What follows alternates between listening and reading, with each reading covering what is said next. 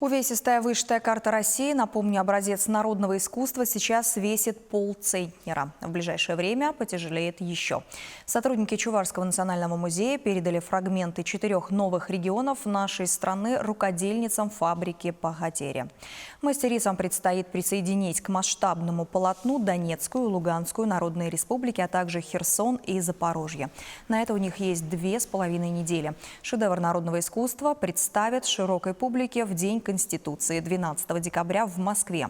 Напомню, проект объединил 89 регионов, несколько тысяч ценителей народного творчества по всей стране. К слову, уже через пару дней, 26 ноября, в нашей республике пройдет День чувашской вышивки.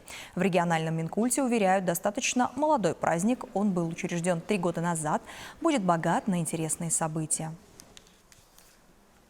Дню чувашской вышивки посвящается целый ряд мероприятий. Сейчас по всей республике проходит флешмоб «Я и чувашская вышивка», когда наши женщины, наши дети надевают чувашские костюмы с чувашским узором, фотографируются. И эти фотографии, они становятся украшением социальных сетей, различных сайтов, различных ресурсов. Так мы стараемся приобщить молодых людей к нашему культурному коду, к чувашской вышивке.